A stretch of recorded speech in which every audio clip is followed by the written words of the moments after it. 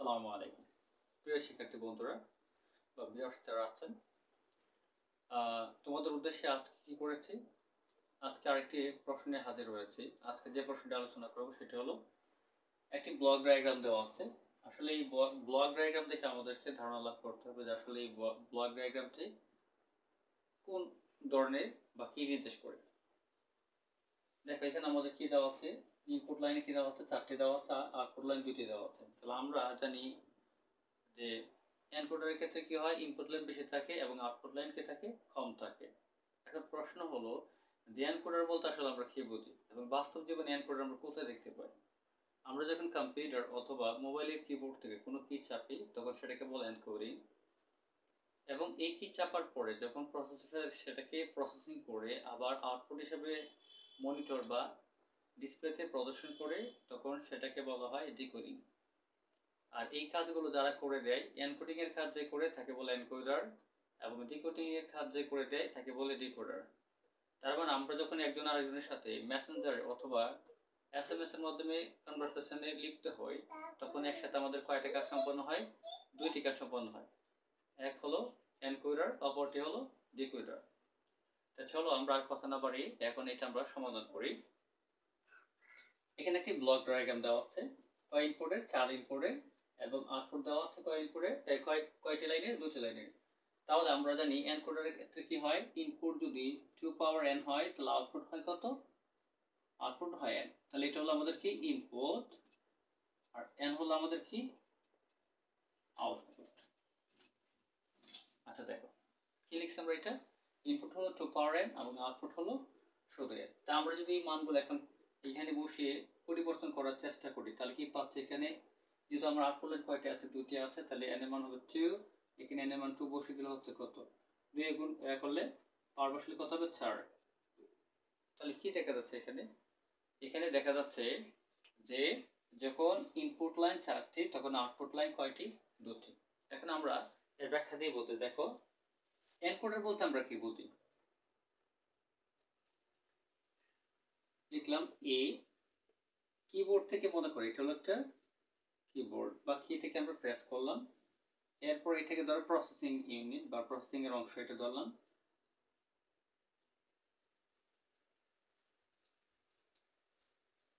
আমরা এর সমান বাইনারি মানে কনভার্ট করে নিলাম, এটা প্রসেসিং এর জন্য আমরা রেখে দিলাম, ঠিক আছে।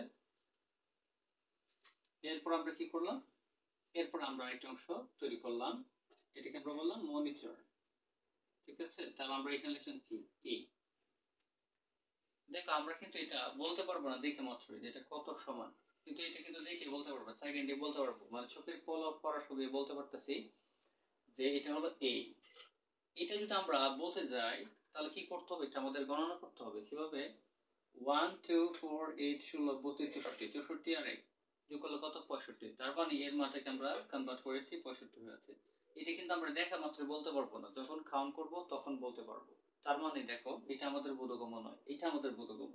তাহলে আমাদের বোধগম্য ভাষাকে কম্পিউটার ভাষায় রূপান্তর করা বলা হয় এনকোডার, আর কম্পিউটারের ভাষাকে আমাদের ভাষায় রূপান্তর করা, আমাদের ভাষায় রূপান্তর করা কি বলা হয়, ডিকোডার বলা হয়।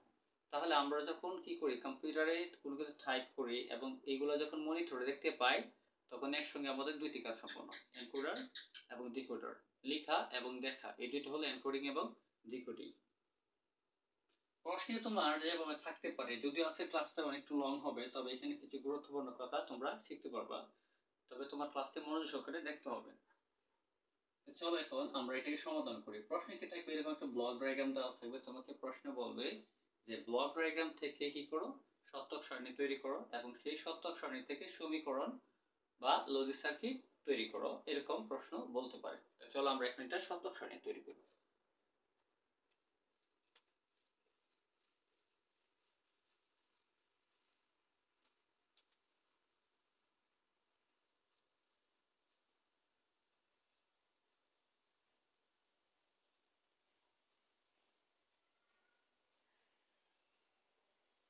এক 2 3 4, এই 4টা হলো আমাদের ইনপুটের জন্য আমরা সারণী তৈরি করতেছি, এবং আউটপুটের জন্য আছে কয়টি, 2টি, কি আছে x, অপরটি আছে y,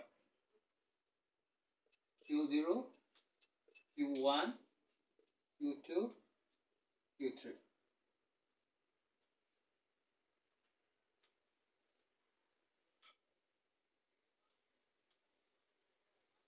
দেখো আমাদের আমরা যখন কিবোর্ড, ক্যালকুলেটর অথবা কোনো ইনপুট ডিভাইসে ক্লিক করি, আমরা যে বাটনে ঠিক ক্লিক করি সেই বাটনটাই মনিটরে বাকি ডিসপ্লেতে প্রদর্শন করা হয় বা দেখানো হয়।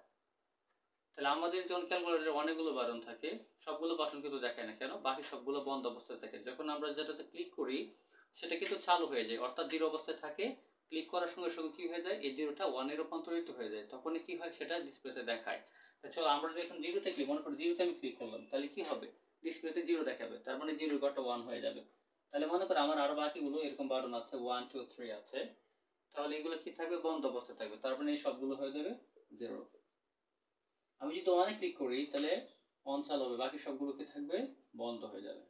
আমি যদি টুতে ক্লিক করি, টু চালু হবে, বাকি সবগুলো কি হয়ে যাবে, বন্ধ হয়ে যাবে। আমি যদি থ্রিতে ক্লিক করি তাহলে থ্রি চালু হবে, বাকি সব কি থাকবে, বন্ধ অবস্থায় থাকবে। এখন প্রশ্ন হলো দেখো, 0 1 2 3 এগুলো কিন্তু আমাদের বোধগম্য ভাষা, কম্পিউটার কিন্তু 2 3 এগুলো বোঝে না, শূন্য বন ছাড়া। তো এখন কি করবো আমরা এটাকে, এখন এটাকে কম্পিউটারের ভাষায় নিব, কি আছে, এক্স আর ওয়াই আছে। এখন আমরা যদি এরকম কনভার্ট করি, 1 2 নেই, ঠিক আছে, দুইটা আউটপুটের জন্য, তাহলে দেখো জিরোর জন্য আমরা কিন্তু এখানে কোনো কিছুই গণনা করতে পারতেছি না, তার মানে দুটো কি হয়ে যাচ্ছে, জিরো হয়ে যাচ্ছে। তাহলে জিরোর জন্য বাইনারি মান জিরো হবে।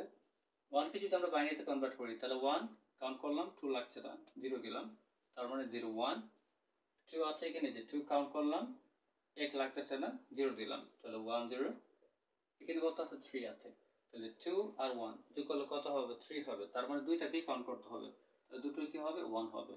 আর সংক্ষেপে আমরা যদি এটা বুঝতে যাই তাহলে কিভাবে আমরা বুঝতে পারবো, আমাদের আউটপুট করে যে চলকগুলো থাকবে, আমরা দেখতে পাই কয়টা চলক আছে বা লাইন আছে। আমরা প্রথমটা ওয়ান, পরেরটা ডাবল হয়ে যাবে টু, আর যদি থাকতো তাহলে ফোর এইট এরকম আমরা লিখতাম।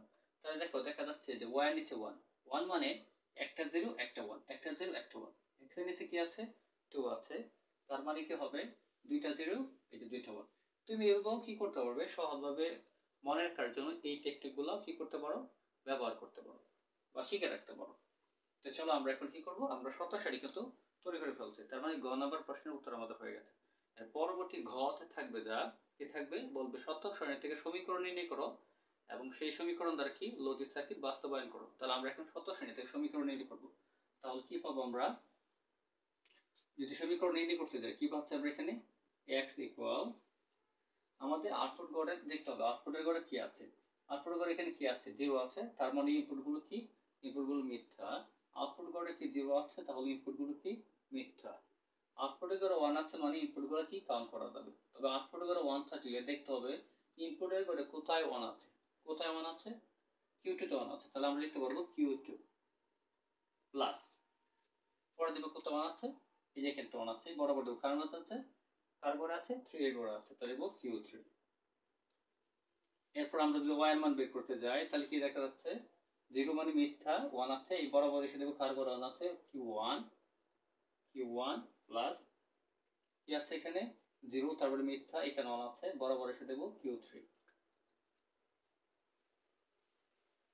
এখন আমরা কি করতে হবে, এখন আমাদের কি লজিক সার্কিট তৈরি করতে হবে, অর্থাৎ গেট রাখতে হবে। আমাদের ইনপুট কি আছে, 1 2 3 আছে, তাহলে আমরা নিলাম Q1 Q2 Q3। কি আছে প্রথম, Q2, এই যে Q2 কে টান দিলাম, পরে আছে Q3, Q3 তে আমরা ইনপুট টানলাম, টানার পরে দেখা যাবে যে এই দুইটার মাঝখানে কি যোগ সম্পর্ক, তার মানে যোগের কাজ করে কোনটা, অর গেট। আমরা এখন অর গেট রাখবো এখানে, কি দিয়ে প্রকাশ করেছিলাম, x দিয়ে। এরপর আমরা কি আঁকবো, Q1, এই যে Q1 থেকে টান দিলাম একটা, পরে আছে Q3, Q3 থেকে এইটা দুইটার মাঝখানে কি সম্পর্ক আছে, যোগ সম্পর্ক আছে, তাহলে আমরা কি করব, আমরা এটাকে একটা অর গেট রাখবো এখানে, কি দিয়ে প্রকাশ করলাম, y দিয়ে প্রকাশ করেছেন। তাহলে দেখো আমাদের কি পাওয়া যাচ্ছে এখান থেকে, শতক সারণী নির্ণয় করলাম কোথা থেকে, ব্লক ডায়াগ্রাম থেকে, এবং সেই শতক সারণী থেকে সমীকরণ নির্ণয় করলাম, এবং সমীকরণ থেকে কি রাখলাম আমরা, লজিক গেট রাখলাম অথবা যুক্তি করতে চাইবো। এই নিয়মে তুমি কি করতে পারবে, যদি দুইয়ের অধিক কোনো ইনপুট থাকে, অর্থাৎ চলক বিধি থাকে আমাদের, বা আউটপুট যদি এর অধিক হয়, 3টি হয়, তাহলে সেই ক্ষেত্রে আমাদের এদিকে গড় আরো বেড়ে যাবে, 8টি হয়ে যাবে। এই নিয়ম ব্যবহার করে তুমি কি করতে পারবে? 3টির ক্ষেত্রে, 4টির ক্ষেত্রে কি করতে পারবে? এনকোডের মানগুলো সম্ভাব্য আউটপুট মান বের করতে পারবে এবং সেখান থেকে সমীকরণ এবং লজিকে আঁকতে পারবে। যদি ক্লাসটি তোমার কাছে ইউনিক মনে হয়ে থাকে বা সহজভাবে উপস্থাপন হয়ে থাকে মনে করো তুমি, তাহলে আমি বলবো ক্লাসটি শেয়ার করে দাও এবং তুমি তোমার মতামত জানিয়ে দাও। ধন্যবাদ সবাইকে।